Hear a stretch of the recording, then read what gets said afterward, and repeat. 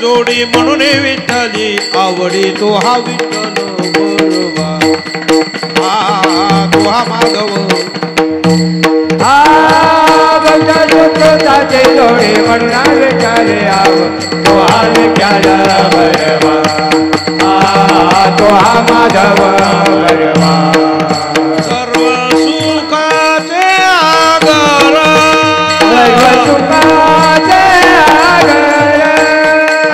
सर्व सुखाचे आगर ब्रह्मा देवी वर तो हा विठ्ठल बरोबा तो हा माधव बरोबा सर्व सुखाचे आगर ब्रह्मा देवी तो हा विठ्ठल बरोबा तो हा माधव बरोबा जय जय राम हरि जय जय राम जय जय राम हरि जय जय राम कृष्ण हरि जय जय राम कृष्ण हरि जय जय राम जय जय राम कृष्ण हरि जय जय राम कृष्ण हरि राम कृष्ण हरि जय जय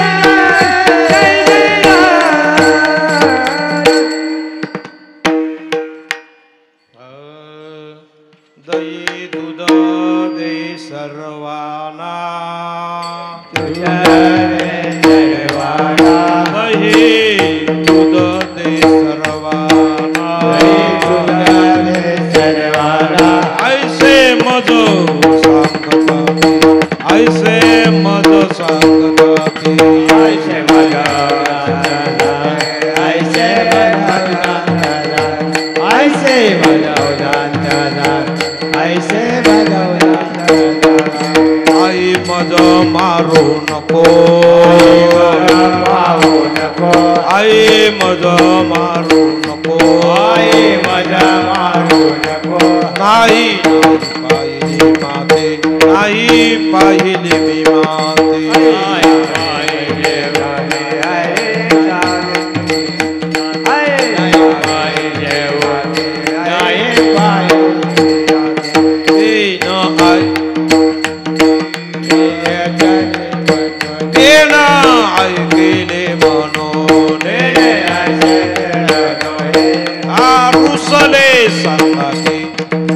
रुसले सांगते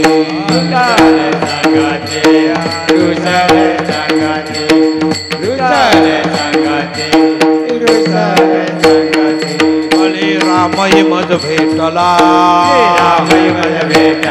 बळे रामय मज भेटला तोही माझा पक्षपाती तोही माझा पक्षपाती तोही माझा पक्षपाती तोही माझा पक्षपाती तोही माझा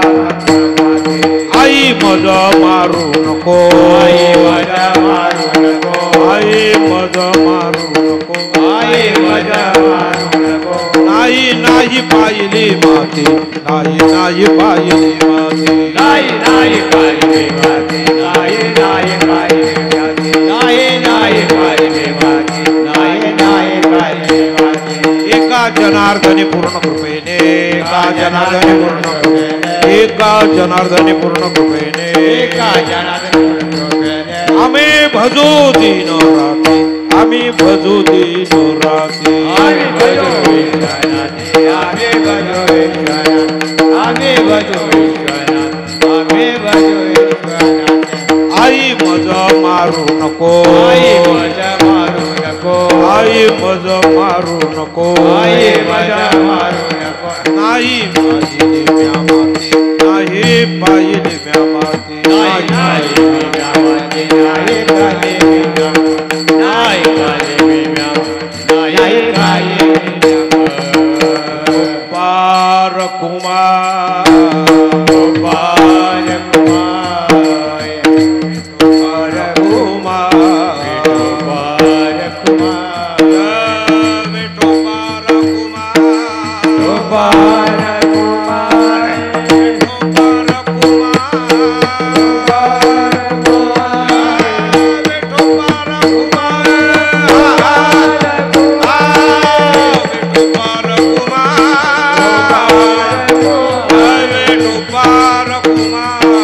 गोपाल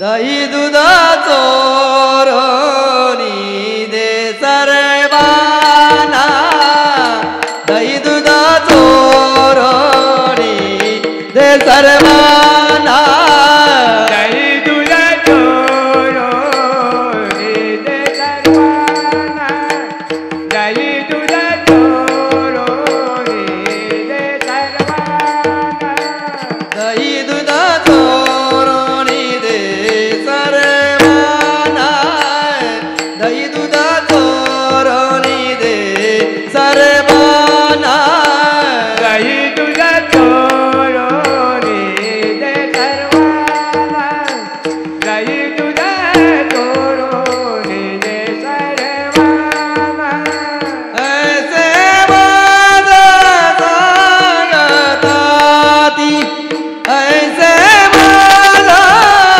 सांगताते आई माझा मारू नको आई माझा मारू नको आईचे मला सांगताती आईचे मला सांगताती आई मज मारू नको आई मज मारू नको नाही नाही व्यायली माती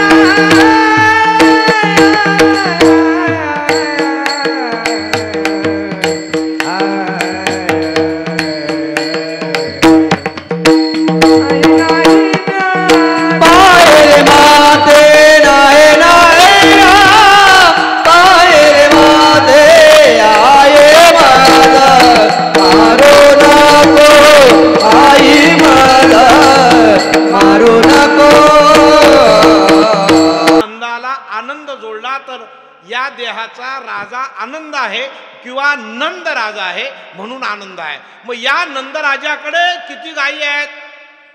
कितीतरी गायी आहेत, 9 लक्ष गायी आहेत. मग या 9 लक्ष गायीचं रक्षण करतो त्याला नंद म्हणतात. आणि कृष्ण आला म्हणून आनंद झाला. विठ्ठल नंद राजा आनंद झाला, नंद राजा आनंद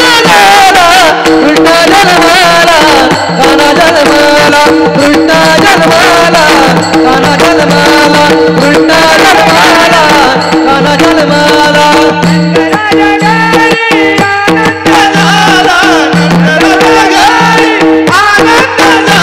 कृष्ण जन्माला, कान्हा जन्माला.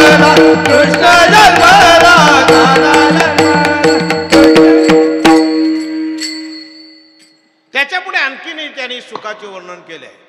कृष्ण हा जन्माला आल्यामुळे त्यांनी आणखीन एक गोकुळीच्या सुखा अंत बालकृष्ण नंदागरी आनंदल्या नरनारी गुडिया तोरणे करती कथा गाती गाणे तुका म्हणे छंदे मन मोहिले. असा भगवान परमात्मा जन्माला आला त्या गोकुळामध्ये. आणि जन्माला आल्यानंतर एकटा आला नाही, अनेकांना घेऊन आला. विठ्ठला अनेक जन्म ज्यांनी आपल्या सोबत परमार्थ केला, चिंतन केला, त्या सगळ्यांना त्यावेळेस गोकुळात जन्म आहे. त्याचं प्रतिव्याख्यान जर सांगायचं म्हटलं तर त्याच्या बऱ्याचशा खुणा आहेत आपल्याला सांगायचं. पण गोप आणि गौली या वेशाने अनेक गोकुळामध्ये भक्तांनी जन्म घेतला होता. तिथे जेवढे जन्माला आले ते भक्तच होते. आणि उद्धरा या कारणे भक्त असं. आणि म्हणून एवढ्या करता त्या भक्तांचा उद्धार करण्याकरता भगवान परमात्मा तिथे आला. पण आल्यानंतर जिथे भक्त आहे, जिथं चांगलं आहे तिथं वाईट आहे, ना वाईट आहे तिथं चांगलं आहे. भक्त आहेत तिथे राक्षस आहेत. आणि राक्षस जेव्हा उत्पन्न होतात त्यावेळेस भक्तांना त्रास होतो हे भगवंताला माहित आहे. म्हणून भगवान परमात्मा अवतार घेतो. मग लगेच दृष्ट राक्षसाचा नाच मीस करतो ऋषिकेश, सकला ठाई माझा वास मी सर्वत्र व्यापून असा. याला भगवान परमात्मा म्हणतात. यश श्री सौख्य औदार्य ज्ञान वैराग्य ऐश्वर्य वस्ती जेत. म्हणून ते सगळं ज्या सोबत घेऊन येतो त्याला देव म्हणतात. आलं का लक्ष? आपण जन्माला येणं वेगळं आणि देव येणं वेगळं आणि साधू संत येणं त्याही वेगळं. विठाला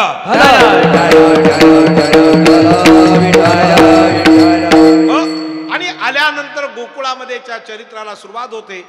भगवान परमात्मा जन्मापासून आल्यानंतर त्यांनी पहिलं काम केलं, जन्मल्यापासूनच त्याच्या हाडवैरी त्याच्या पाठीमागे होतो तो जन्माला येऊ नये म्हणून. बर असू द्या. तो जन्माला आल्यानंतर पहिलीच पुतना आली, पुतनेचा नाश केला. पुतनेला मारल्यानंतर त्यांनी आघबक रिटा मारिला बालपणी, अवघी दैत्य खानी निर्दाळिली. काही पक्षाचं रूप घेऊन राक्षस आले त्याला मारण्याकरता. बकाचं म्हणजे बगळ्याचं रूप घेऊन आले राक्षस त्याला मारण्याकरता. काही बैलाचं सुद्धा रूप घेऊन मारण्याकरता आले. कुणाला मारण्याकरता? त्याला. पण तो मारणारा नव्हताच ना, तो मरणाराच नव्हता. ज्याला मरणच नाही तो मरेल कसा? आणि त्याला आपण जर मारायला गेलो तर तो मरेल कसा? क्रिया आहे का? अग बक रिटा मारिला बाळपणी अवघी दैत्य खानी निर्दालिनी. आणि मग सगळीकडे आनंदी झाला. आजी आनंदी आनंद झाला, सगळीकडे आनंद झाला. भक्ता देव वर्तला. आणि मग त्यांनी म्हटलं आता हे सगळं जे माझे भक्त आहेत त्या भक्तांना एकत्रित करून त्यांना आनंद देण्यासाठी भगवान परमात्माने नाना रूपे नटला. श्रीहरी नाना रूपाने भक्ती करण्यासाठी भगवान परमात्माने सगळ्याने सौंगडे लहानपणापासूनच बनवलेले आहेत. मग त्याच्यात पेंद्या आहे, सुदामा आहे, सगळी मंडळी एकत्रित जमवली. आणि लहान मुलाचं वय असतं खेळण्याचं असतं म्हणून त्याला बालकृष्ण असं म्हणतात. बालकृष्ण नंदाघरी आनंदल्या नरनारी गुडिया तोरणे. म्हणजे ह्या बालकृष्ण नंदाघरी आल्यामुळे हा आनंद वर्तला. आणि त्या आनंदाच्या माध्यमातून त्या गोकुळामध्ये झालेलं सुख.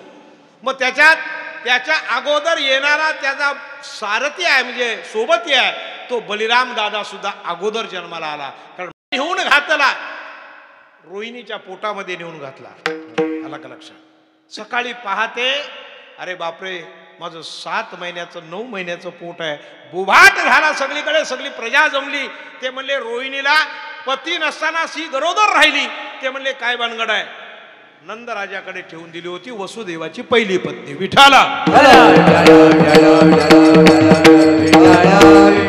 पण तेवढ्यामध्ये आकाशवाणी हा बळीराम ही गर्भासे, हा शेषाचा अवतार आहे, बळीराम म्हणून या पृथ्वीवर येणार आहे, तेव्हा तो अवतारी पुरुष आहे अशी जेव्हा वाणी ऐकली तेव्हा संशय फिटला मना माझी, सगळ्यांचा संशय फिटला आणि तो देवाचा दादा झाला. विठ्ठल विठ्ठल.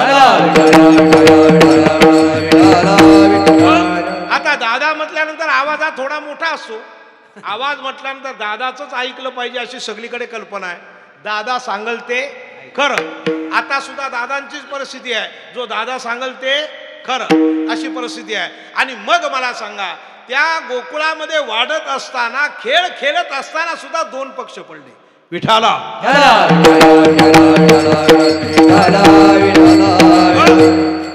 कृष्ण हा स्वयंपूर्ण आहे, कृष्णाला परिपूर्ण अवतार असल्यामुळे त्याला कोणाची गरज लागत नाही, तो मनात येईल ते करणार, कारण भगवान परमात्मा आहे तो. जेवढे सवंगडी होते त्या सवंगड्याचा विचार जर केला तर ते अपुरे पडायचे, आणि हा परिपूर्णोत्तम अवतार असल्यामुळे हा मनाला येईल तसं करायचा. सर्व साक्ष भूताना मैत्र करुणाऐवच, सर्व परिपूर्ण असणारा भगवान परमात्मा खेळातही मागे पडायचा नाही, सगळ्यांना हरवायचा. मग त्या सौंगड्यांना हरवत असताना थोडासा पक्ष पडला नाही, म्हणले आपल्यावर कधी रोज सारखी राज येते खेळताना, आणि मग हा या कृष्णावर कधी येत नाही, मग त्याच्यात थोडी फूट पडली. मग सगळे सौंगडी एका बाजूला बलिराम दादाच्या गटात, आणि हा एकटीकडे. हा श्रीकृष्ण बलवान झाल्यामुळे सगळ्यांना काही पटेना, मग त्या सगळ्यांनी ठरवलं आणि तक्रार केली. कुणाकडे? यशोदेकडे. यशोदेकडे तक्रार केली. तक्रारी सगळे ऐकून ऐकून रोज ऐकत्या, आणि एक दिवस त्या निर्णयाची पाली आली. आईने काय करावं, हातामध्ये काठी घेतली, म्हणलं हा असा ऐकायचा नाही. हातामध्ये काठी घेतली आणि मारायला गेली. कृष्णा अभंगाचं उत्तर चर, आई मज मारू नको. आई माझा मारू नको, आई माझा मारू नको.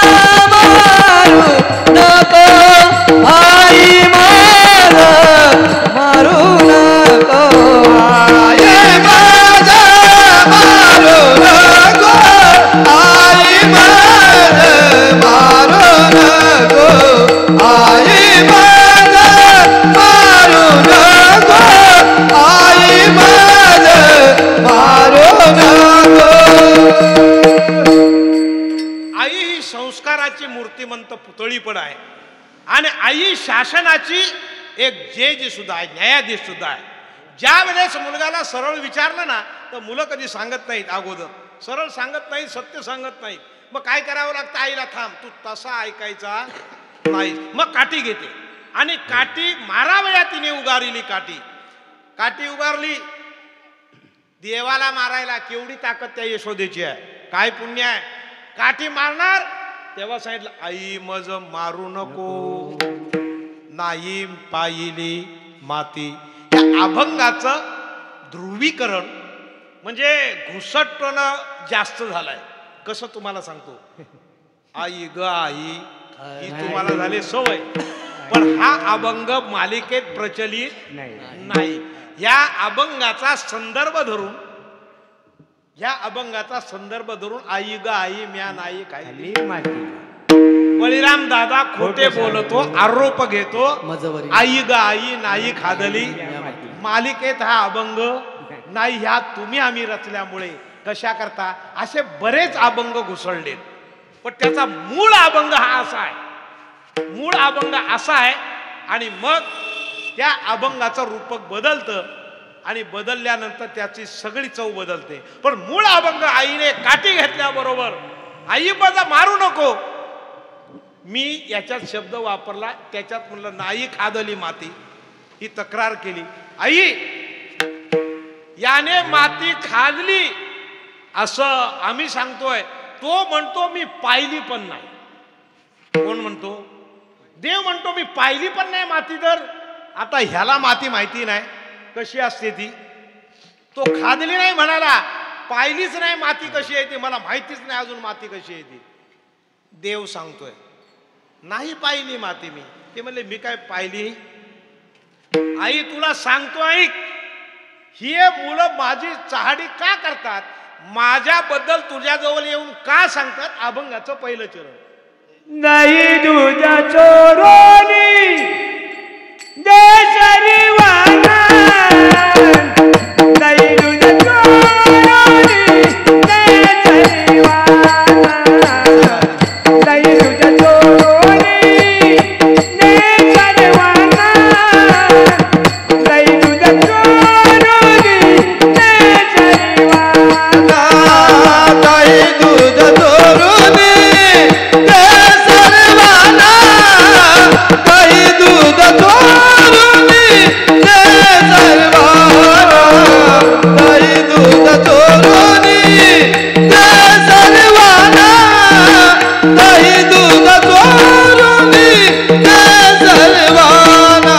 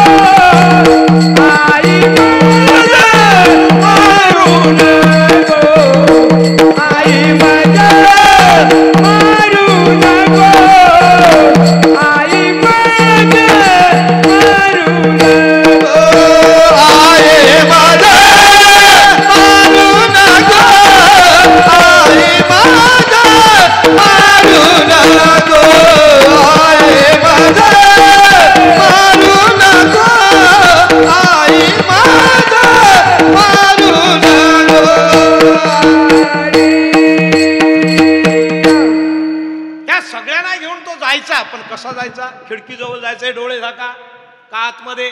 आतमध्ये गेले का दही दूध घ्यायचं, ते सगळं खायचं, डोळे झाका बाहेर, हे त्यांना माहिती होतं. पण हा आईला सांगताना असं सांगतो, हे मला असे सांगतात तू दही दूध चोर आणि आम्हाला खायला दे, असं उलट सांगतो.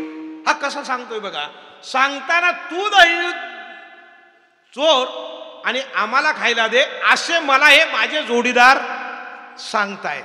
कशी तक्रार आहे बघा उलट. आणि ते मी करत नाही, मी ते देत नाही, म्हणून माझी तुम्हाला आलं का लक्षात? खोडी सांगतात. मग म्हणलं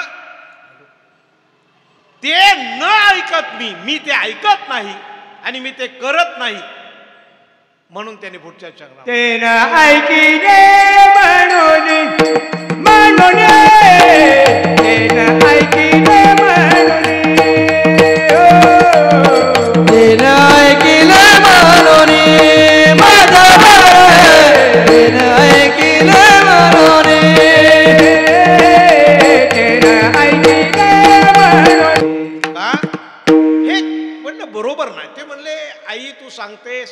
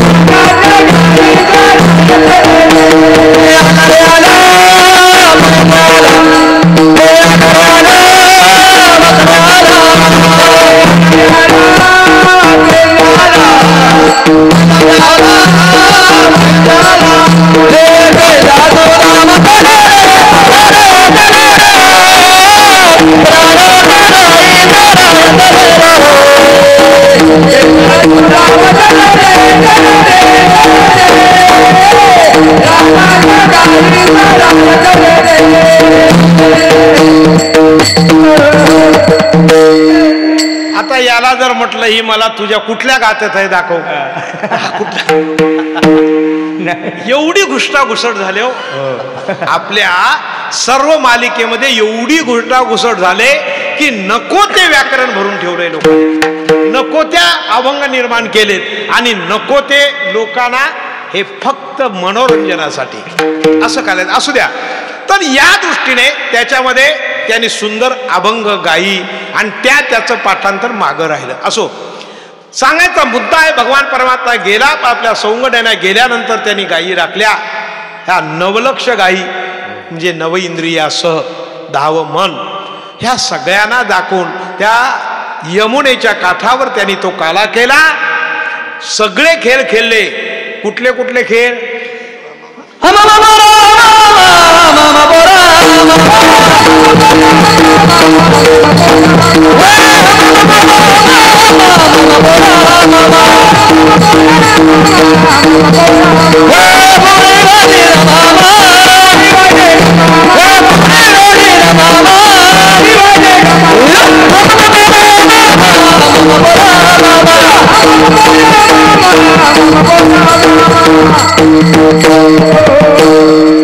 सगळे खेळ आनंदाने आज सगळे जसे दिंडीमध्ये अगदी मनसोक्त महिलांनी पुरुषांनी अगदी खुशाल देवाच्या चिंतनामध्ये काळ घालवला सकाळपासून.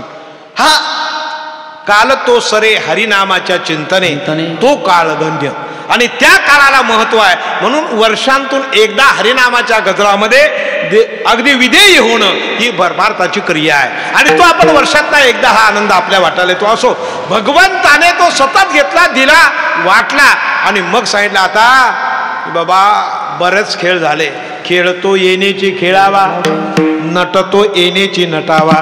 खेळ येणेच करावा, हा सगळ्यांना दमवील, याच्याबरोबर लागून चालणार नाही. खूप खेळ झाले, आता झाली आता वेल म्हणते अनाशे दोऱ्या ज्ञानेश्वर माऊली ज्ञानराज माऊली ज्ञानेश्वर माऊली ज्ञानराज माऊली ज्ञानेश्वर माऊली ज्ञानराज माऊली खडके सोडियेल्या मोठा अजता दैकाला गोमटा, अजता दैकाला गोमटा, दैकाला गोमटा, खडके सोडियेल्या मोठा दैकाला गोमटा, दैकाला गोमटा. आणि मग हे सगळे खेळणारे गडी आले, म्हणले मजा करायची ना जीवनामध्ये, आनंद पाहिजे ना. मग शिंकेची तोडिले, मडकेची फोडिले. हे त्रिगुणाचा आहे, म्हणजे 3 गुणाचा आहे. याला जन्म नाही, या लाहीला जन्म नाही, याचा फार मोठा विस्तार आहे. यातल्या दही हे प्रेमाचं प्रतीक आहे आणि म्हणून त्या सगळ्या प्रेमाच्या प्रतीकाचा तुका म्हणे काळा वैकुंठी दुर्लभ आणि विशेष हा लाभ संत संगे. म्हणून ज्यानी ज्यानी काही शिदोरी आणली असेल ती घेऊन या. या शिदोरीसाठी स्वर्गीचे अमर इच्छिताती देवा मृत्युलोकी व्हावा जन्मामा. भगवान परमात्म्याने तो काला करण्यासाठी या पुन्हा जन्म ज्याला नाही त्याची निर्मिती केली. ह्या साधू संतांची कला आहे आणि म्हणून साधू संतांच्या कलेने हा सगळा प्रसाद आहे, त्याला काला म्हणतात. हा वैकुंठामध्ये सुद्धा मिळत नाही. म्हणून शेंकेला गेले दुरे होतो तिघाचे देवरी, होतो तिघाचे देवरी, होतो तिघाचे देवरी. आठवारी डोळे बडे मुका पसारोने बरे, मुका पसारोने बरे, मुका पसारोने बरे. आवाती पालारा गाडे डोळे जागो करा, रे वारे डोळे बरे, मुका पसारोने बरे. तुका बरे आधी कोणा उडवे दिए का, रे वारे डोळे बरे, मुका पसारोने बरे. कंठी धरीला कृष्ण म्हणे अवघा धरी प्रकाश, अवघा धरी प्रकाश, अवघा धरी प्रकाश. वैष्णविका वैष्णविका ब्रह्म, वैष्णविका ब्रह्म, वैष्णविका ब्रह्म. उत्तम लोका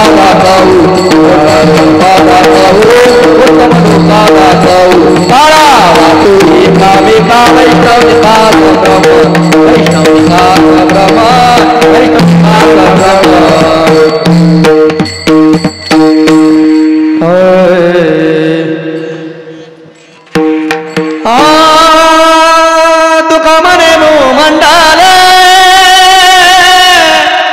तुका म्हणे मंडाली तुका म्हणे मंडाले तुका म्हणे मंडाली